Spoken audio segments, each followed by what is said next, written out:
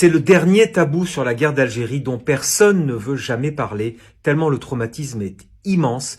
Ce sont les camps de regroupement. En 1956, la guerre d'Algérie fait rage. Les combats entre le FLN, le Front de Libération Nationale algérien, et l'armée française sont intenses. Le gouvernement de Paris prend des mesures exceptionnelles. Toutes les libertés individuelles en Algérie sont suspendues. L'armée est chargée d'écraser les rebelles et de protéger la population européenne. La France prend alors une décision tragique et terrifiante. Il faut vider les villages d'Algérie de leurs habitants. Les camions militaires arrivent alors dans les villages algériens et embarquent de force tous les habitants pour ensuite les installer dans des camps improvisés. Ce sont des villages de tentes ou des cabanes improvisées. Les villages vidés sont souvent détruits pour ne laisser aucun refuge au FLN. C'est un déplacement forcé et massif de population. On peut aussi appeler ça de la déportation. L'objectif de l'armée est de soustraire les Algériens à l'influence du FLN et de laisser la place nette à l'armée dans de vastes zones géographiques. Il y a aussi des zones interdites qui sont créées où toute personne qui traverse cette zone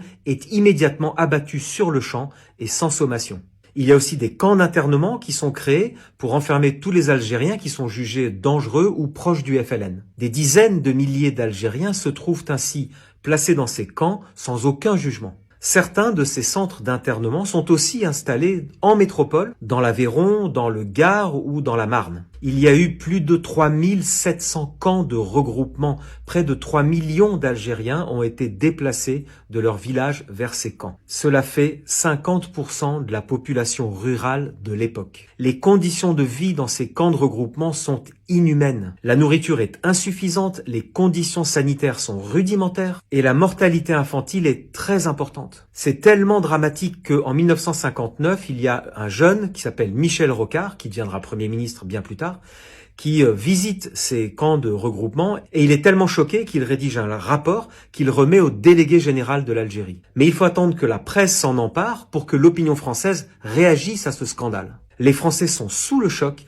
la comparaison avec les camps de concentration est évoquée. Des témoins racontent la misère absolue dans ces camps. Les enfants, les bébés mouraient de faim, il n'y avait pas de vêtements. Il y avait trop peu de nourriture, l'isolement était complet. Ces populations étaient dans le dénuement total et le traumatisme était immense. Des hauts fonctionnaires, des militaires, plein de Français ont dénoncé cela à l'époque. Alors le gouvernement réagit et décide de transformer ces camps en village acceptable avec une école, un médecin, des maisons habitables, mais les familles restent entassées dans des maisons rudimentaires et les villages sont entourés de barbelés. Lors de cette guerre d'Algérie, 1,5 million de jeunes Français sont allés combattre